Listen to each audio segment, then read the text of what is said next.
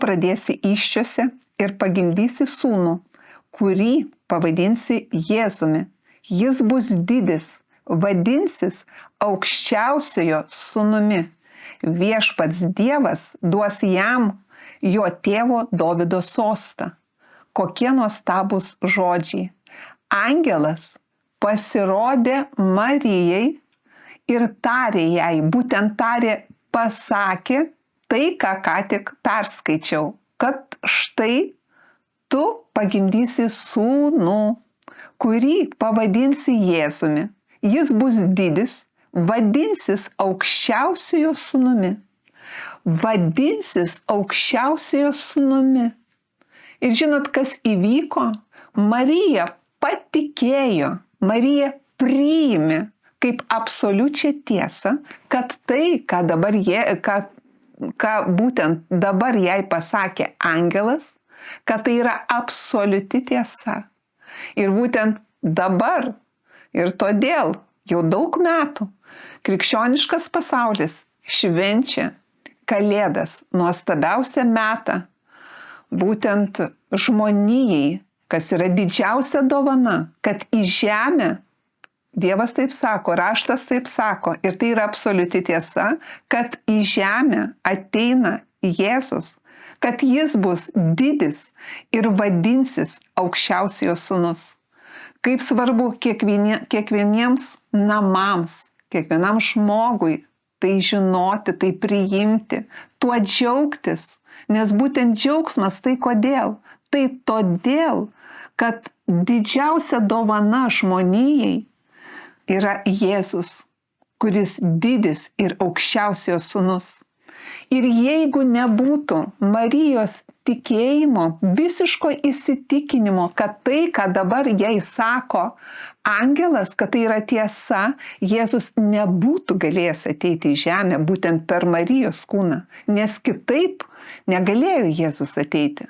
Tai reiškia, pats Dievas negalėjo kitaip ateiti be Marijos tikėjimo.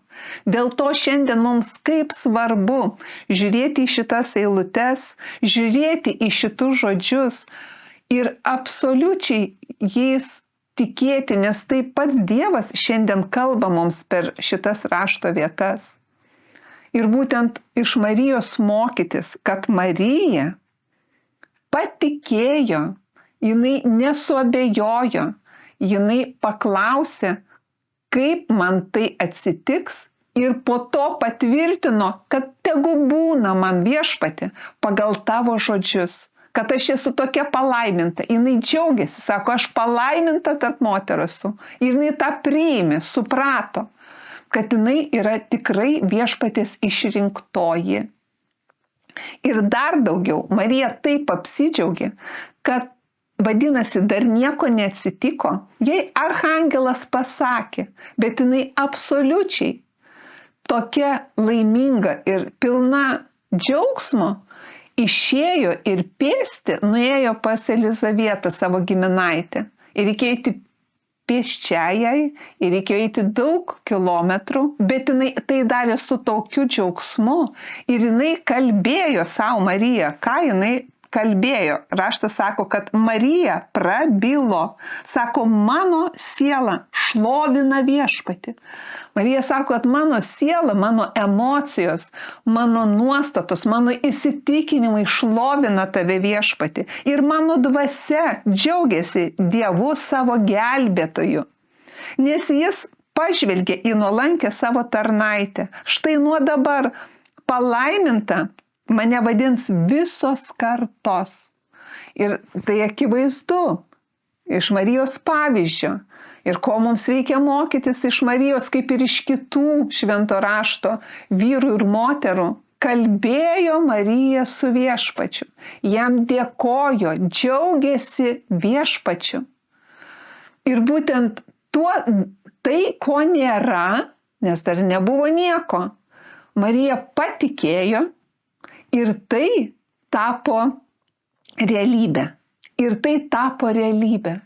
Tai akivaizdžiai rodo, kaip žemėje veikia tikėjimo dėsniai, be kurių neįmanoma patikti Dievui, kaip pats Viešpats ir sako, o be tikėjimo neįmanoma patikti Viešpačiui. Be tikėjimo. Kad ir Marijos tikėjimas.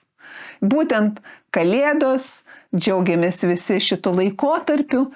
Raginu, mąstykime šitą mėnesį, mąstykime tą gruodį, formuokime įprotį teisingą, mąstyti, kas didinga, kas šlovinga, apie tai, kad pats Viešpats priėmė sprendimą, visam pasaulio rutuly išsirinko ir pamatė. Vadinasi, Viešpats matė Marijos tikėjimą iki tol, kol arhangelas pas ją atėjo.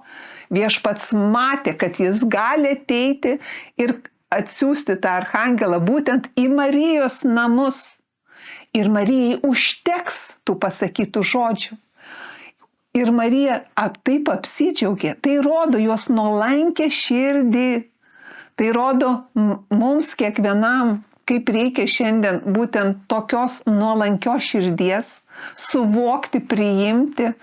Tai, kad Dievas mums šiandien sako, ką jis mums kalba per raštą, per žmonės, per aplinkybės, per mintis, visais įmanomais būdais šiandien mums Viešpats kalba, priimti tai kaip savo ir džiaugtis būtent tais dalykais, kurie dar nėra matomi. Dėkoti Dievui, kad jis mus padarė tinkamus, kad jis atleido visas mūsų kaltes. Vat didžiausia yra didžiausia dovana, už ką turėtume dėkoti Dievui ir susirinkę per kūčias ar Kalėdas, susirinkę kuo džiaugtis, apie ką bendrauti, būtent apie Kristų, pasiimti Luko 1 skyrių ir jį skaityti. Ir į tai žiūrėti, ką Dievas rašo, ir pildyti savo širdį tikėjimu. Kaip įsivaizduoti, kaip Marija, paprasta mergaitė to laikotarpio, patikėjo Viešpačiu, patikėjo. Jinai patikėjo, jos širdis visiškai priklausė tam ir prisipildė to, ką angelas pasakė. Jinai džiaugiasi, kol laukė, kol atėjo tas laikas, kad gimė Kristus. Gimė Kristus gelbėtojas kiekvienam, kuris atleidžia, kuris geras, kuris kelia ir statydina, kuris mus įkvėpia.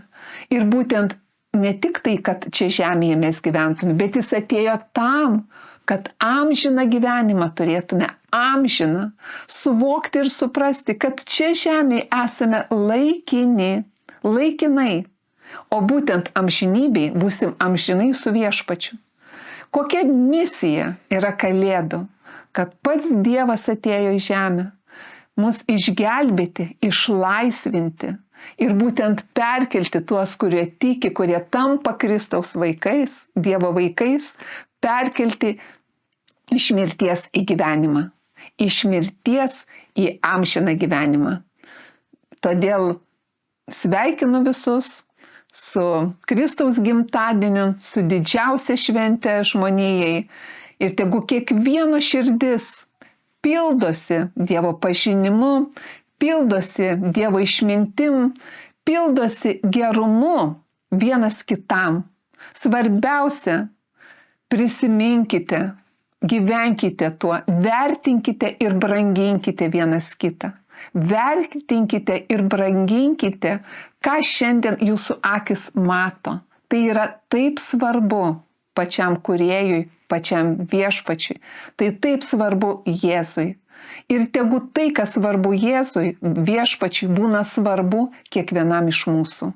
Vertinkim ir branginkim vienas kitą ir dėkokim už viską Dievui. Jėzaus Kristaus vardu. Amen.